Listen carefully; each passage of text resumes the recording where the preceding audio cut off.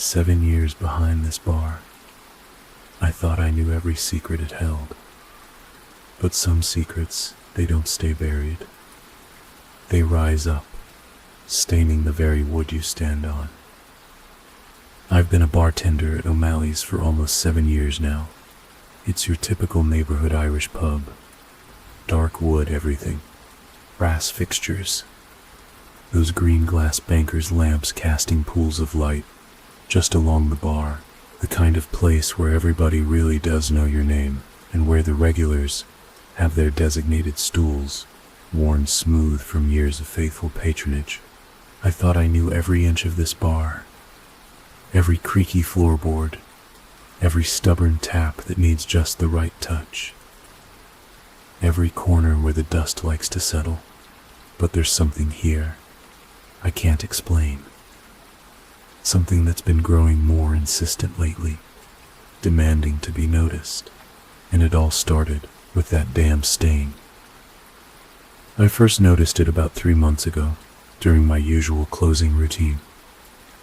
It was a quiet Tuesday night, and I was giving the hardwood floor behind the bar its weekly deep clean. That's when I saw it. A dark, reddish-brown splotch, about the size of a quarter, tucked away in the corner where the bar meets the wall. Nothing unusual, really. In a bar this old, stains are just part of the decor.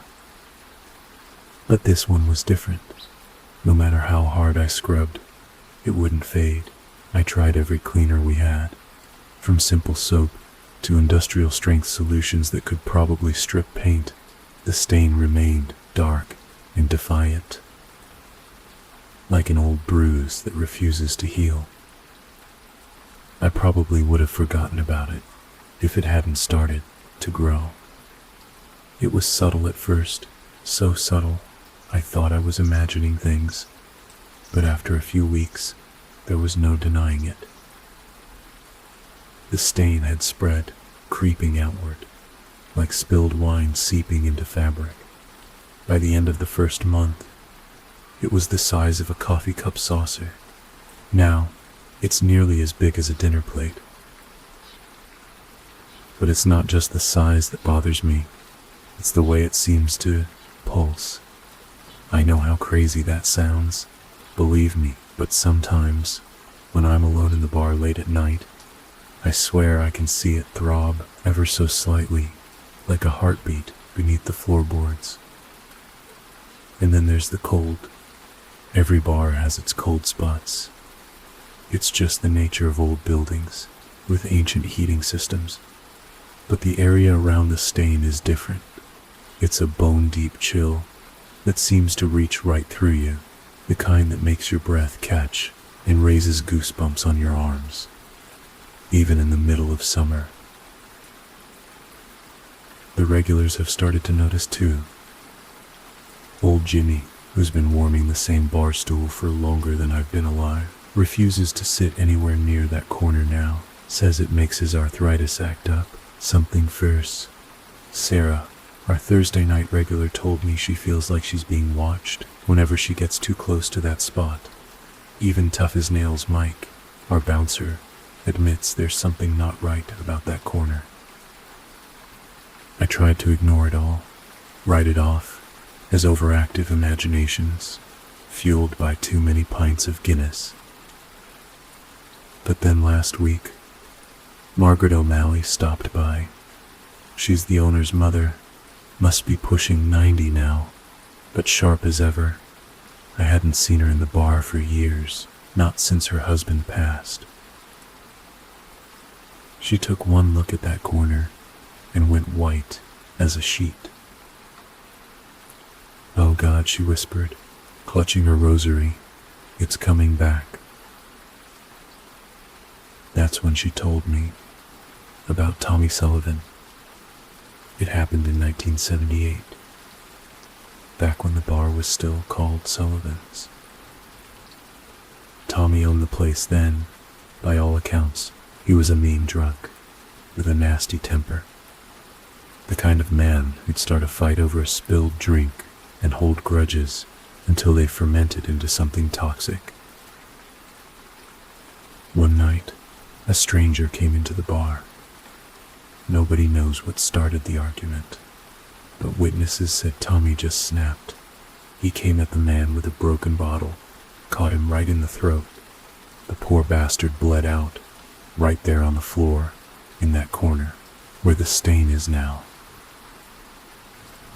They arrested Tommy, of course. He died in prison a few years later. The bar stayed closed for months while the police investigated. When it finally reopened under new management, they'd replaced most of the floorboards and given the whole place a fresh coat of paint. But according to Margaret, there was always one spot they could never quite get clean. Some stains, she told me, crossing herself, go deeper than wood. I've been doing research since then, trying to find out more about the murder. The newspaper archives at the library had the story. Local bar owner arrested in fatal altercation. They didn't print the victim's name. Just another nameless drifter, they figured. No family came forward to claim the body. But here's the thing that keeps me up at night. The article mentioned that when the police arrived, they found Tommy Sullivan on his knees, frantically trying to mop up the blood with bar towels. He kept saying over and over, "It won't come out. It just won't come out." Last night, I stayed late after closing, staring at that stain. The bar was dead quiet, except for the hum of the coolers and the occasional creak of settling wood. As I watched, I swear I saw something dark and wet seep up through the floorboards, like the wood itself was bleeding. I got down on my hands and knees to look closer. That's when I felt it, a faint rhythmic pulsing coming from deep within the floor. Thump, thump, thump, thump, like a heart beating in the dark. And then I heard the whisper. It was so faint, I almost missed it, like someone exhaling right next to my ear. A single word, repeated over and over. Justice. I scrambled back so fast, I knocked over a bar stool. By the time I caught my breath and looked again, the stain was just a stain, dark and still, against the worn wood floor. But I know what I heard, and I know why the stain is growing. You see, I've been thinking about what Margaret said about some stains going deeper than wood. Maybe this isn't just about blood soaking into floorboards. Maybe it's about a debt that was never properly paid. A nameless victim whose story was never told. A justice that remained incomplete. The stain grows larger every day now. The cold spot has spread to almost a quarter of the bar. Last night, 3 different customers complained about feeling dizzy and nauseous in that corner. One of them said she could taste copper in her mouth like blood. I've tried talking to the current owner about closing the bar for renovations, maybe replacing the entire floor. But he just laughs it off, says the old wood gives the place character.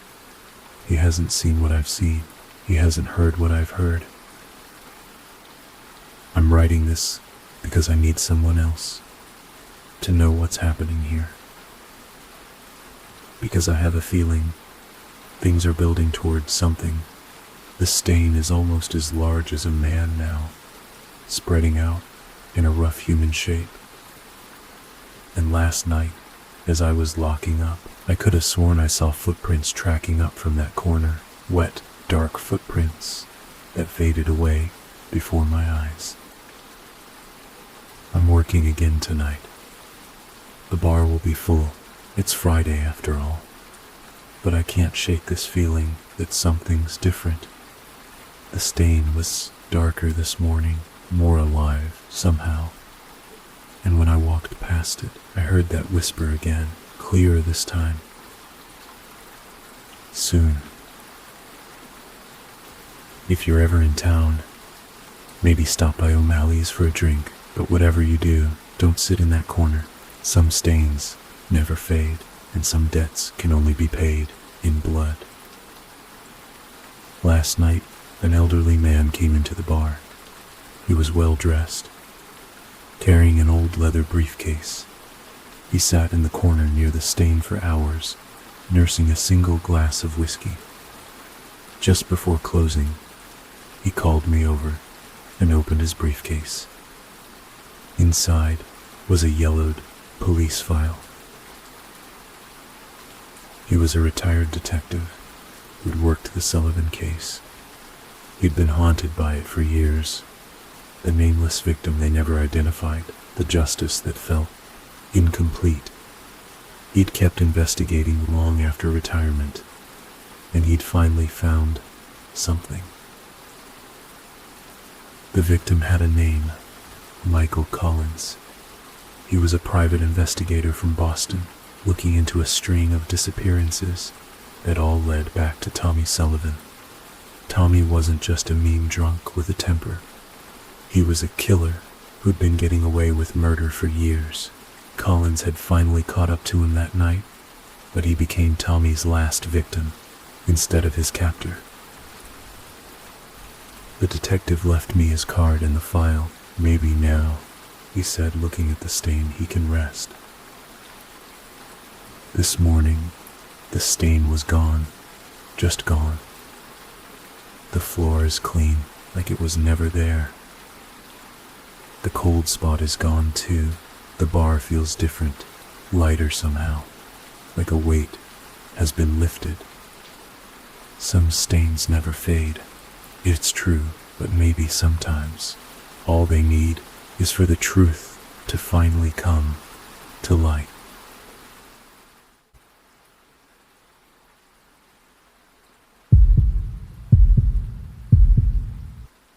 The air still smelled of ash and damp. Not the clean, sharp scent of a hearth fire, but the acrid, sickly stench of everything that had been lived in and familiar turned to charcoal and dust. My grandfather's house, my childhood home, was gone, reduced to a skeletal frame of charred timbers against the bruised dawn sky, a gaping maw where the front door used to be. My name is Arthur Penelligan. I'm an archivist. I deal in the preservation of the past, in cataloging what was, ensuring records endure. My life has been one of quiet order, of logical systems, and verifiable facts. The sight before me was the antithesis of everything I understood. Chaos. Annihilation. The firefighters, their faces grim and weary, moved like ghosts through the debris. They spoke of a rapid, almost unnatural blaze. Started in the study, they thought. Grandpa Elias's study that made a terrible cold knot tighten in my stomach. Elias, my grandfather, reclusive, brilliant, lost in his own world of obscure scholarship and arcane curiosities. He lived alone here since Grandma Clara passed. Any sign? I asked one of the men, my voice raspy with smoke and unshed tears. He shook his head slowly, his gaze meeting mine with uncomfortable pity. Nothing yet, sir. We're still going through it, piece by piece, hard to tell with a fire this hot. He trailed off, the implication clear. Elias at 86 wouldn't have stood a chance. The initial days were a blur of grief and grim practicality. Finding a place to stay, dealing with insurance, notifying distant relatives.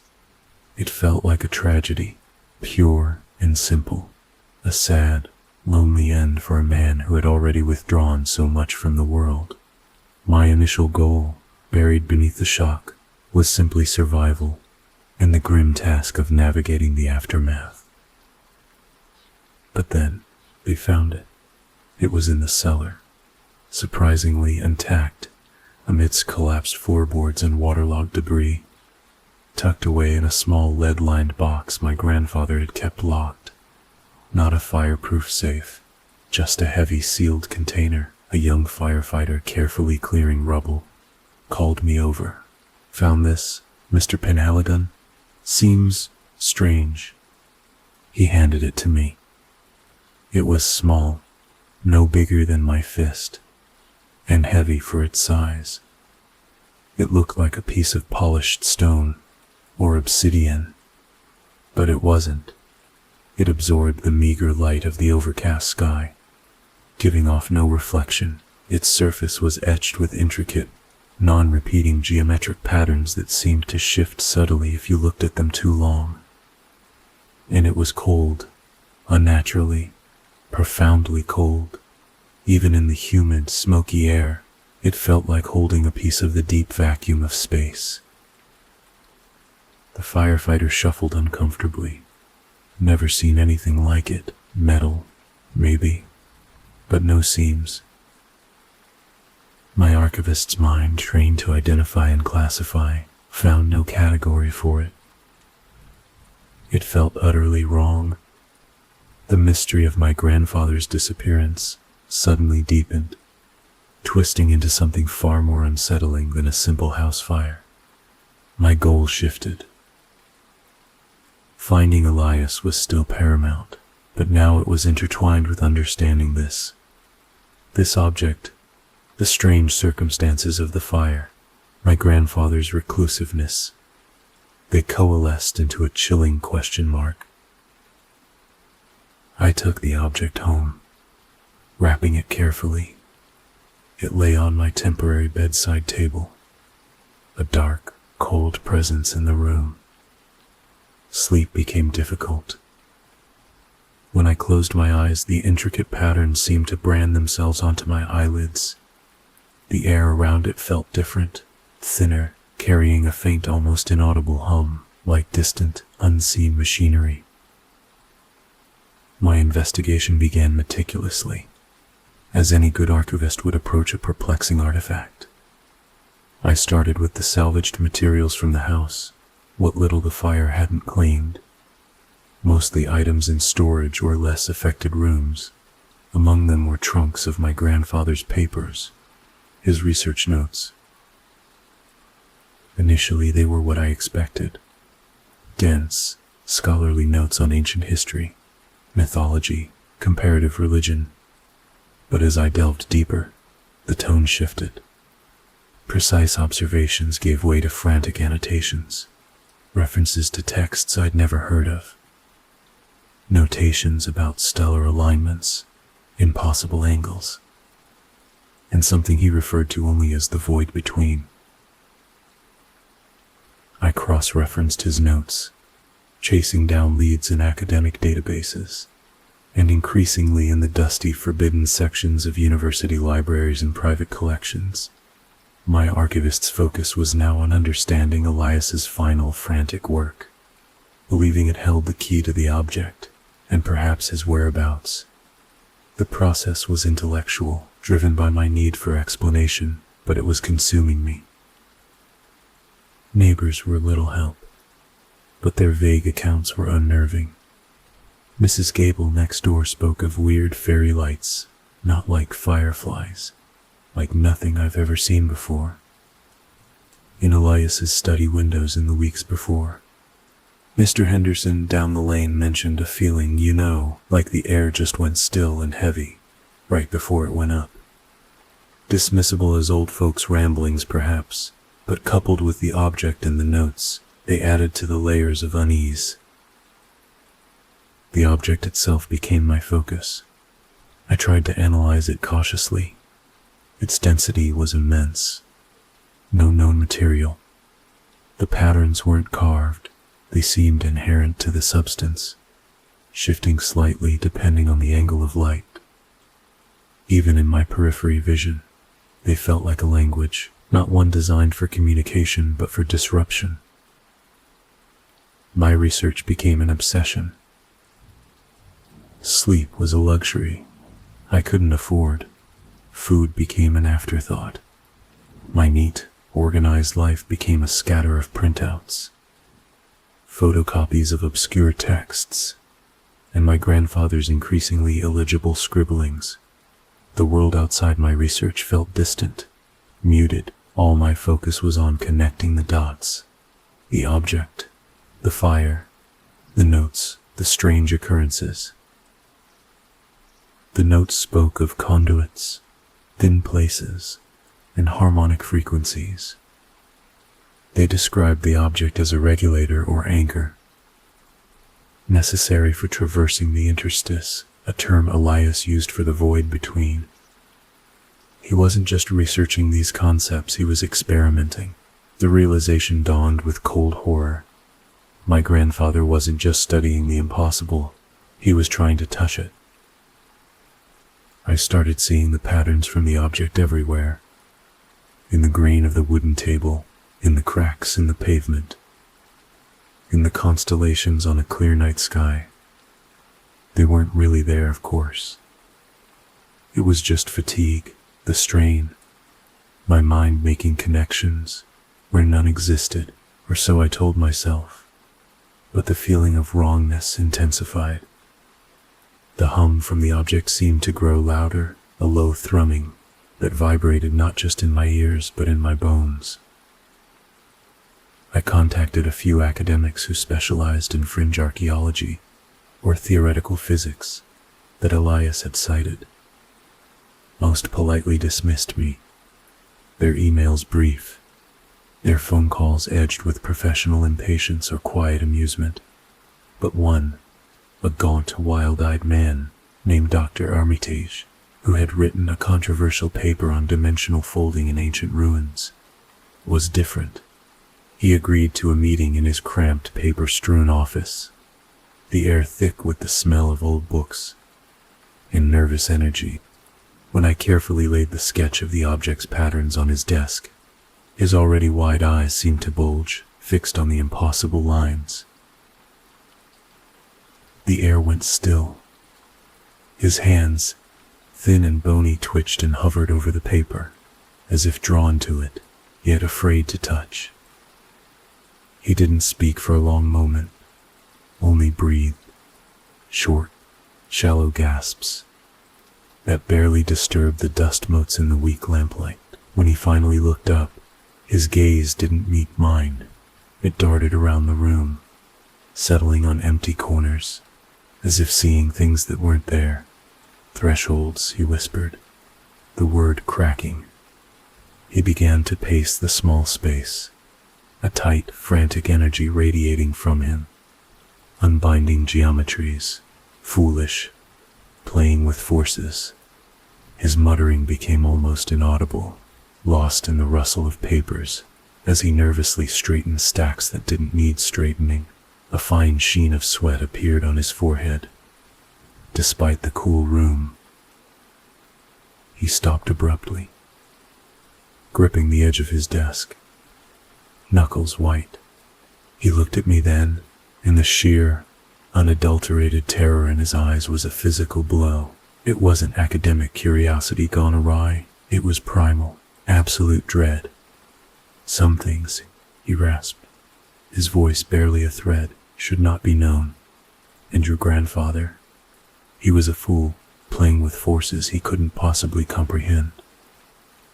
He recoiled from me slightly, as if I were now carrying a contagion. I can't get out. Now. His voice rose, edged with panic. He pointed a trembling finger at the sketch. Take that. Leave. Burn it. Forget you ever saw it. Forget we spoke. He wouldn't look at the sketch, wouldn't look at me. His body language screaming a desperate need for distance from me and the knowledge I carried. Leaving his office, the mundane street outside felt alien. My heart was pounding, a frantic drum against my ribs. A cold, clammy sweat coated my skin. My carefully constructed rational defenses, already weakened, crumbled under the weight of Armitage's intense fear. It wasn't just his words. It was the sight of a man who understood the concepts behind my grandfather's work, being so utterly, profoundly terrified. His reaction didn't dismiss my findings. It validated their horrifying significance, confirming my deepest, most unsettling fears more powerfully than any explanation ever could. His pure fear terrified me more than outright dismissal, because it showed me that the abyss Elias had peered into was real, and another soul who had glimpsed it was left permanently scarred by the sight. Leaving Armitage's office, the terror in his eyes clung to me, a chilling confirmation. His fear hadn't been about the mundane cause of the fire, or even about where Elias might be in any conventional sense. No, his dread was rooted in the knowledge my grandfather had pursued, in the meaning behind the object's impossible patterns, and the notes hinting at thresholds and unbinding geometries. My focus narrowed from the consequences, the loss, the disappearance, to the root cause. What was Elias truly doing? What had he found that could inspire such abject, visceral terror in another scholar? My search wasn't about locating a missing person anymore. It was about deciphering Elias's last, frantic steps into the unknown. Every strange symbol, every cryptic reference, felt like a key, not to a solved mystery, but to a door opening onto something I was desperately afraid to fully see. I felt myself racing against a clock I didn't understand, trying to comprehend the danger, and perhaps contain it, before it spread beyond my grasp. The potential fallout of Elias's dabbling felt immense, a secret that had gone horribly, disastrously wrong, hinting at a threat far bigger, far more alien than I could comprehend. That night, while tracing a specific diagram in Elias's most guarded notebook, I noticed that it resembled a map of the house's foundation, annotated with precise measurements, and a single word, nexus. It pointed to a spot directly beneath where the study had been. On another page, covered in frantic scribbles, he mentioned a final calibration, a specific alignment required for the anchor, the object. It involved a sequence of pressures and rotations applied to the object at the nexus point during the gibbous scar when the 3 northern sentinels touched the horizon. My heart hammered. The pieces clicked into place, not with the satisfying precision of a solved puzzle, but with a sickening lurch that sent a wave of cold dread through me, colder even than the object itself. The fire. It wasn't an end, but a brutal, blinding consequence, not combustion spreading through timbers, but a localized rupture, an impossible expulsion of energy. Elias unleashed it. The moment he completed his final work, he hadn't died, trapped in the flames. The fire was merely the violent, shimmering afterimage left behind by his passage. The object wasn't a relic from the event, but the key, the anchor he'd used to step through the threshold he'd found. He wasn't missing. He had simply exited this reality, using the burning house as his impossible door. The comfortable, solid world I knew, with its rules, its logic, its contained tragedies, splintered and fell away around me. This wasn't a solvable problem anymore. No mere human mystery of accident or crime. I was standing at the edge of something huge, empty, and profoundly wrong. The meticulous search for a missing person, the careful investigation into a fire's cause, they became absurdly minor, like dust motes dancing over a cosmic chasm that had suddenly opened at my feet. My mind felt like it was looking directly into a black hole, a place where thought itself seemed to thin and fray. The desperate need to simply find Elias evaporated. It was replaced by a morbid hunger to understand where he had gone, what he had become on the other side of that boundary. I wasn't fighting a human enemy, or even the blind force of nature. I was up against the very nature of existence beyond the veil. Something ancient, something indifferent. Its principles shredded sanity, defied comprehension. The stakes felt dizzying, infinite. It wasn't just about Elias, or my collapsing mind.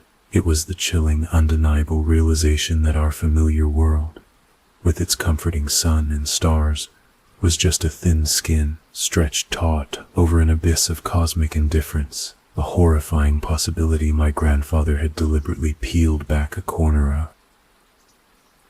Driven by a desperate terminal curiosity, I returned to my grandfather's ruined house. The night was moonless, the air thick with damp soil and stale smoke. Armed with a flashlight, my grandfather's final notes, in the unnaturally cold object, I navigated the treacherous debris field to the location he marked as Nexus. It was a small, surprisingly clear patch of blackened earth within the foundation walls, directly beneath where Elias's desk would have been. It felt colder here. The hum of the object almost audible now, a low thrumming that made my teeth ache. Trembling, I knelt. The notes were sparse, fragmented, referencing symbols and angles that made no sense outside the context of Elias's escalating madness.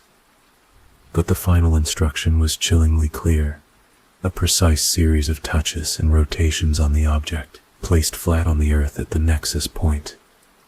It was a key turning in a lock. My hands shook, but my archivist training asserted itself, meticulous, precise. I followed the sequence. Touch, rotate, press. Touch, rotate, press. Touch, rotate, press. As I completed the final movement, the object didn't just hum, it sang, a silent, piercing note that resonated in my skull.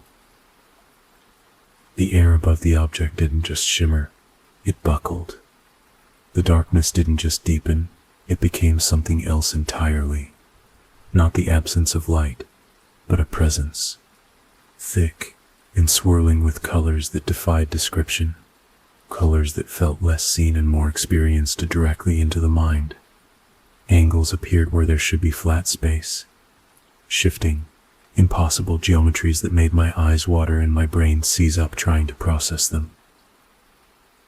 Sound, too, broke its chains.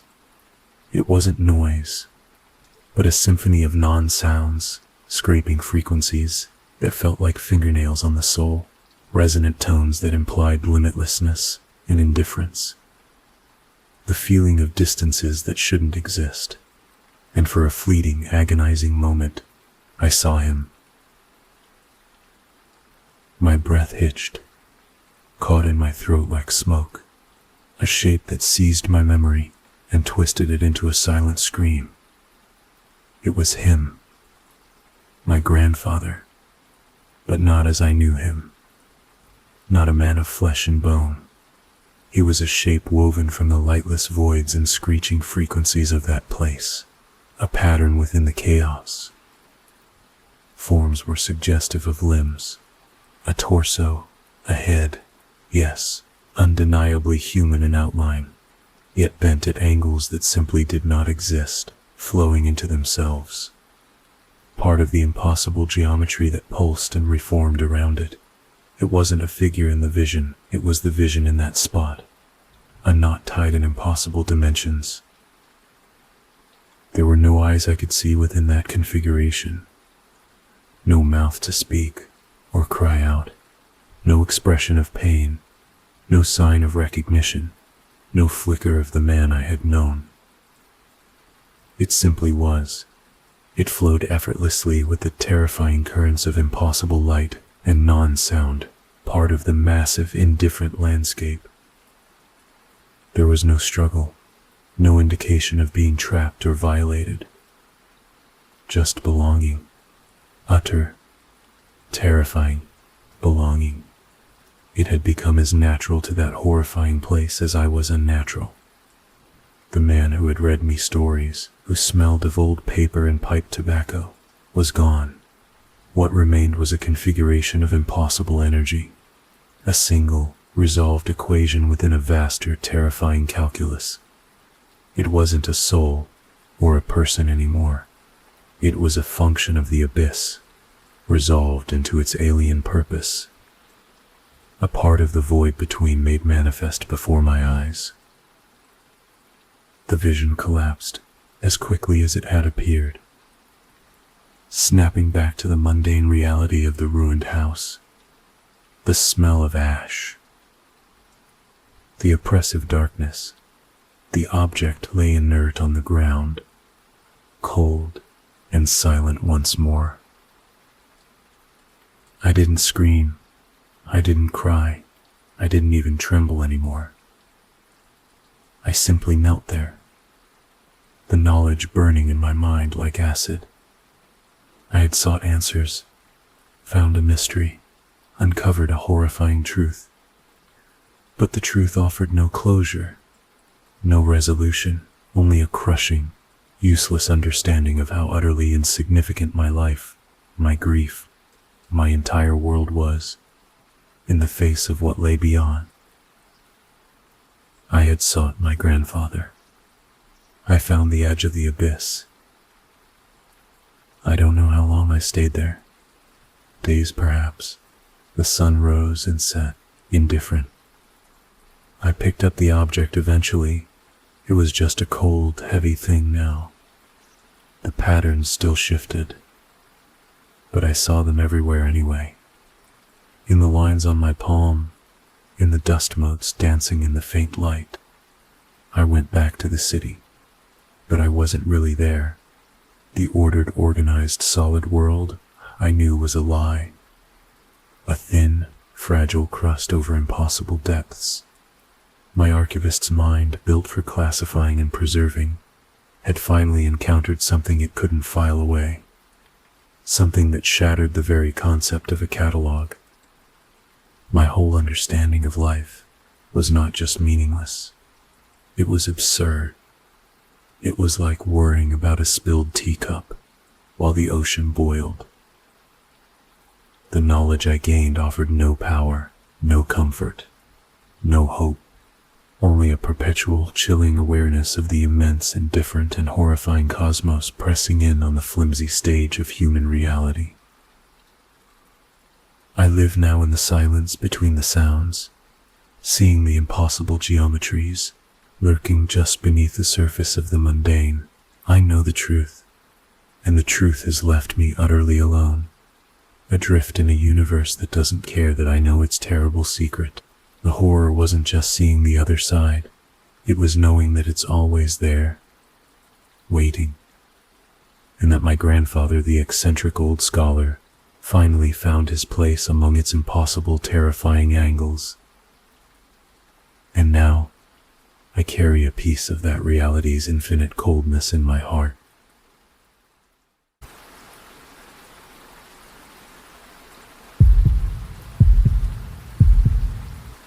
Most people walk through life on solid ground, trusting the visible world. They build their houses, their careers, their families on foundations they believe are firm.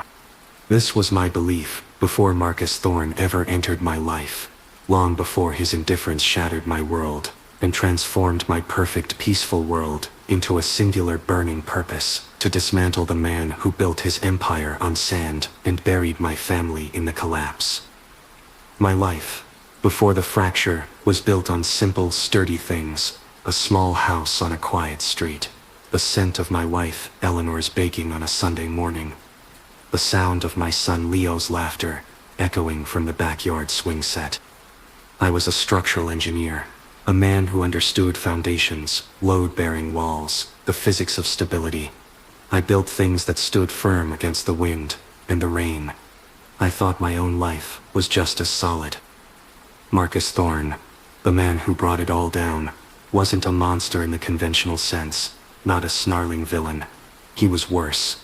He was indifference personified, cloaked in wealth and influence.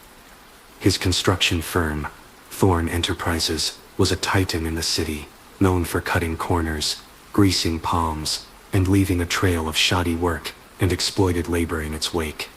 I'd seen their blueprints, the compromised supports, the cheap materials disguised as quality. I'd even filed a formal complaint once, citing egregious safety violations on a major downtown project. It went nowhere, buried under layers of bureaucracy and Thorn's considerable legal team. Then came the day the new wing of the city library collapsed. It was a Tuesday.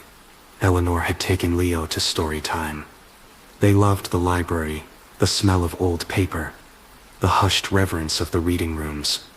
The new wing, built by Thorn Enterprises, had been open less than a year. The news reports were chaotic at first, fragmented screams and sirens on the radio. Then I got the phone call. Eleanor, Leo, caught in the dust and rubble, victims of a structure designed to fail, a foundation built on greed. The world didn't just stop, it imploded. The sturdy walls of my life crumbled, leaving me standing in the ruins, breathing the dust of everything I loved. Grief was a physical thing, a constant, suffocating weight. Justice, I quickly learned, was just another structure that Thorn's money could easily dismantle. The investigation was a farce. Blame was deflected onto subcontractors, regulatory bodies, even the weather. Thorn himself issued a carefully worded statement, expressing deepest sympathies, while his lawyers ensured no liability stuck to his name or company. There were settlements, paltry sums offered to grieving families in exchange for silence, and signed waivers. They offered me $100K for my wife and son. As if money could restore what Marcus Thorn had taken from me, I refused. Their money felt like blood money. The system had failed. Utterly. The inquest was a performance, the lawyers were actors, and Thorn was the untouchable director, pulling the strings from his gilded cage. Every deflection, every carefully crafted lie, every smirking dismissal of responsibility felt like another ton of rubble dropped onto my chest. Despair was a huge, empty room I was trapped in. The silence broken only by the echoes of laughter that would never sound again. I sat in that room, numb, broken, watching the man responsible walk free, his empire untouched, his life continuing while mine was a pile of dust. It was in that profound, suffocating darkness, in the absolute zero of my despair, that the idea took root. It wasn't a flicker of hope. It was a dark, fertile seed in the scorched earth of my soul, watered by bitterness and the chilling realization that the structures of justice I had believed in were as compromised as Thorn's buildings. If justice wouldn't be served in a courtroom, if the system designed to protect us was just another facade for men like Thorn, then I would have to build my own. I would become the architect of Marcus Thorn's ruin. It wasn't enough for him to suffer. He had to lose everything, just as I had. His reputation, his fortune, his freedom, his carefully constructed life. I would dismantle his life, piece by piece, reveal the rot beneath his polished facade, until he was left with nothing but the wreckage of his own making. The first few years were spent in the shadows, mourning publicly while privately studying my enemy. I learned everything about Marcus Thorn, his daily routine, his habits, his vices, his family, a wife who him oblivious, 2 adult children more interested in spending his money than earning it. I studied his company's structure, its vulnerabilities, the network of corruption that propped it up. I, a structural engineer, was now analyzing the stress points in a human life and a corporate empire. I changed my name, grew a beard, adopted a new, unremarkable identity. I took a series of menial jobs that allowed me access to different layers of the city. A delivery driver, a security guard, even briefly, a cleaner in one of Thorn's less prestigious buildings. I was a ghost, watching, listening, collecting scraps of information that the city's elite carelessly discarded. My revenge was a blueprint, drawn in meticulous detail. Phase 1, undermine his financial stability. Phase 2, destroy his public image. Phase 3, isolate him. Phase 4, the final collapse. Phase 1 began slowly, using anonymous offshore accounts and encrypted communications. I started shorting Thorn Enterprises stock based on my insider knowledge of their precarious financial state and upcoming failed projects, information I gleaned from disgruntled former employees, and leaked internal memos. It was risky, requiring precise timing and a deep understanding of market manipulation. It wasn't a quick kill but a slow bleed, chipping away at his vast fortune. I also anonymously leaked incriminating documents about his tax evasion schemes to investigative journalists known for their tenacity. The resulting audits and fines were a significant blow, forcing Thorn to divert resources and attention. Phase 2 required a different approach: character assassination. Thorn had carefully cultivated an image of a philanthropic, upstanding businessman. I targeted his weaknesses: a penchant for illicit affairs, a history of mistreating employees, his blatant disregard for safety that had killed my family. I didn't fabricate lies. I unearthed truths he had buried. Anonymous tips sent to gossip blogs, carefully timed photos delivered to tabloids, disgruntled former associates encouraged to speak out with a little financial incentive from my anonymous accounts. The whispers started, then grew into a roar. His name, once synonymous with success, began to carry a stench of scandal. Phase 3 was isolation. His wife, tired of the scandals and the constant stress, filed for divorce, taking a significant portion of his remaining legitimate wealth. His children, embarrassed and cut off from his funds during the financial squeeze, abandoned him. Business partners, wary of the damage to their own reputations, distanced themselves.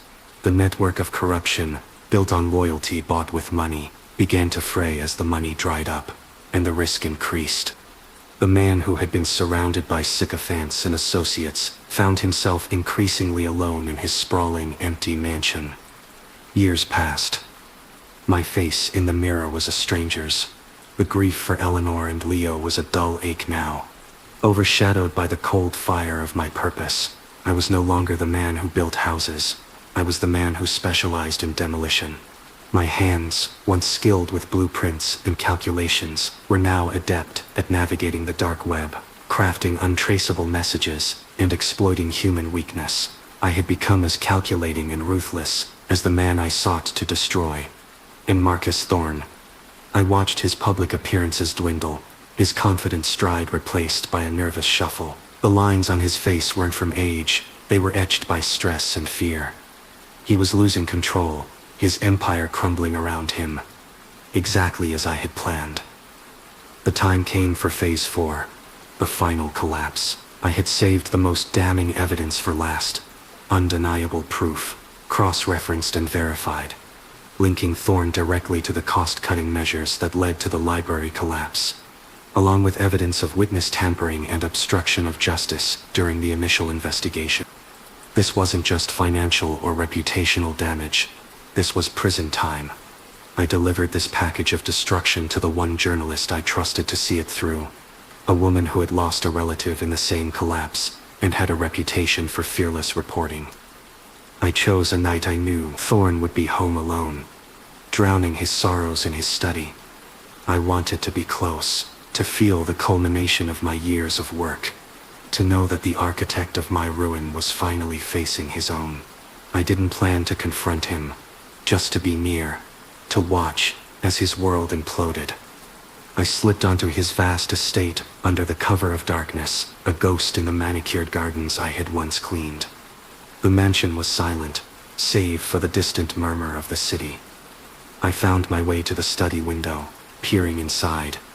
The air felt charged, heavy with the weight of years of anticipation. Every fiber of my being was focused on the man within, the culmination of my purpose finally within reach. There he was, Marcus Thorn, slumped in his leather chair, a glass of amber liquid in his hand, staring blankly at the flickering fire. He looked broken, defeated. My heart, a cold stone for so long, didn't just feel triumph. It surged with a fierce, almost terrifying elation. Every sleepless night, every calculated risk, every piece of my old life I'd sacrificed, it had all led to this singular, exquisite moment. The years of planning, of living only for this purpose, culminated in the sight of his defeat. He was ruined. He was alone. Justice, or my twisted version of it, was finally being served. As I watched, a subtle change came over the room. The shadows deepened, not naturally, but as if they were being thickened, given substance.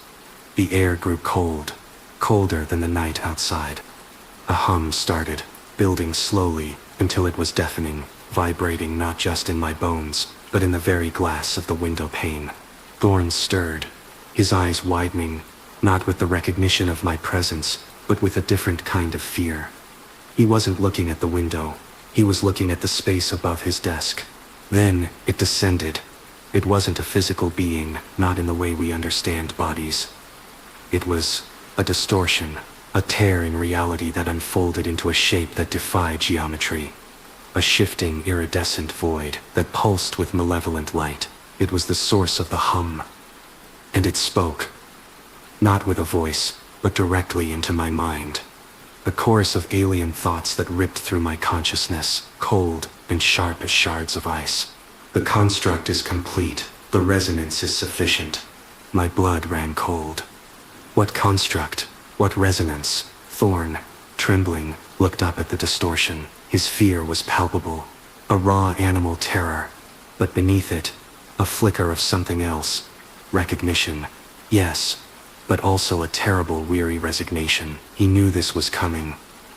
The entity's presence focused on Thorn, and another wave of alien thought washed over me, clearer this time. A horrifying explanation unfolding directly in my mind, not in words, but in pure, dreadful understanding.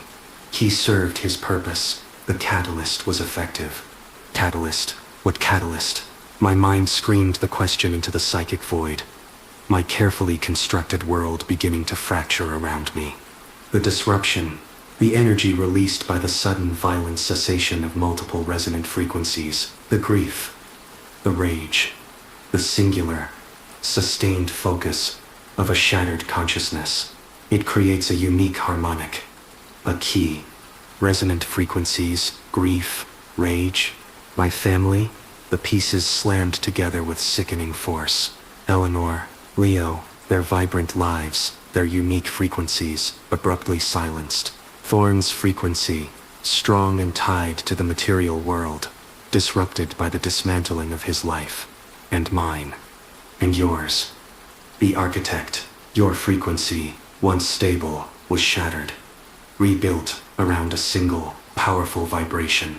Vengeance. The years of focus, the meticulous dismantling, the sustained hatred. This was the perfect resonator. You amplified the harmonic. You honed the key. The truth crashed down. A cosmic weight that flattened my soul. My revenge, my pain, my life since the collapse. It wasn't my struggle for justice. It wasn't about punishing Thorn. It was a process, a calculation. I hadn't been seeking vengeance. I had been farming a specific kind of energy. A specific frequency of suffering and focused intent required by this thing. Thorn wasn't the architect of my ruin. He was just the initial demolition charge, the trigger. I was the sustained, directed force that cleared the ground, honed the energy, built the mechanism for this. I was the architect, not of his ruin, but of the very key this entity needed. The horror of it was absolute. A despair so profound, it made my previous grief feel like a child's scraped knee. The gate is prepared, the path is open. The distortion above Thorn intensified, swirling faster, deeper, no longer just a tear, but a yawning maw. A doorway into realms that burned the mind with their impossible colors and shapes. Thorn looked at the entity, then back towards the window where he seemed to sense my presence, even though he couldn't see me. There was no smugness now, only a profound, weary despair, and a chilling finality. It is time. His voice was a dry whisper that somehow cut through the hum. A confession in the face of the infinite, devoid of the arrogance I'd always associated with him. The terms are met, the debt is paid. He looked back at the entity, his eyes wide with a terror that transcended human fear, but also a strange, terrible peace. My ancestors' bargain, finally concluded? The entity didn't respond in words, but the thought chorus confirmed it, filling my mind with the cold, ancient history of it all. This was a debt, inherited, a price agreed upon by a distant ancestor.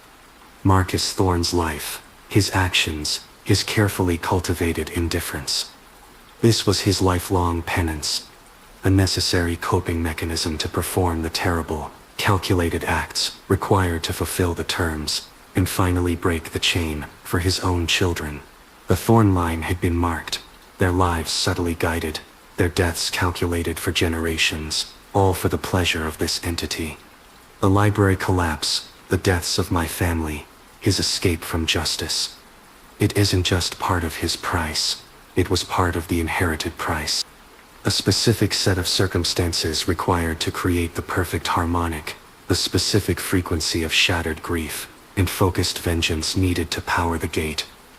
My subsequent descent into revenge, my years of pain and focus, were the final necessary payment, the honing of the key that he was obligated to facilitate. He hadn't escaped justice because he was rich. He had escaped because his continued existence, and my reaction to it, was necessary for this entity's plan. A plan set in motion generations ago. My grief, my rage, my life's singular purpose, it was all just fuel for its gate, a debt I was forced to help pay, unknowingly, with the ashes of my family. The distortion pulsed, and Thorne's form began to shimmer, to distort, not destroyed, but integrated. His physical structure, his consciousness, his very being, was being pulled into the impossible geometry of the gate. He didn't scream. He simply dissolved into the light, another frequency absorbed into the cosmic mechanism. The entity turned its full, incomprehensible attention towards me. Standing outside in the cold garden, the hum was unbearable, threatening to tear my own mind apart, a psychic shriek of alien triumph. The resonator is no longer required. The frequency is stored. I felt a pull, not physical, but existential. A sense of being unraveled, of the threads of my being, plucked and stored like data. I wasn't being killed. I was being archived, like I no longer had any purpose. The gate above Thorne's desk flared one last time, then snapped shut, leaving behind only the lingering scent of ozone, and something else, something ancient and cold. The hum receded, not disappearing entirely, but settling back into that maddening, subtle vibration beneath reality. I was left standing in the garden, the cold seeping into my bones. Thorne was gone, absorbed into some cosmic mechanism. My revenge was a cruel joke, a meticulously crafted engine of suffering that served an alien purpose I couldn't even grasp. I hadn't destroyed my enemy. I had been his unwitting accomplice in opening a door to something terrible, fulfilling a debt I didn't even know existed, with the lives of those I loved most. The man who built solid structures, the grieving husband and father, the cold, calculating avenger. Who was I now? My purpose was gone, revealed as a lie. My identity, so long defined by my hatred and my quest, was hollowed out. I was just the leftover shell of a tool, used and discarded. The crushing weight of this realization, the understanding that my most profound pain had been used, orchestrated, and made a part of an ancient, alien transaction, was a new, bottomless abyss of despair. There were no answers left, only the horrifying truth that I was a puppet who had orchestrated his own strings being pulled, a necessary component in a cosmic debt payment. The city lights twinkled in the distance, oblivious. People slept in their sturdy houses, living their solid lives, unaware of the hum, unaware of the architect, of their reality, and the price paid in human suffering to maintain the facade. I walked away from the mansion, not towards anywhere, just away. The weight of grief was back, but heavier now, mixed with existential horror. In the profound, crushing understanding that my deepest pain, my most consuming purpose, had been nothing more than a frequency, tuned and exploited by something vast and utterly indifferent. The cost of my vengeance wasn't just my soul, it was revealing the terrifying truth that we are all just vibrations in a cosmic symphony, played for an audience we can't comprehend, and sometimes our most profound suffering is the note they need to hear. Sweet dreams.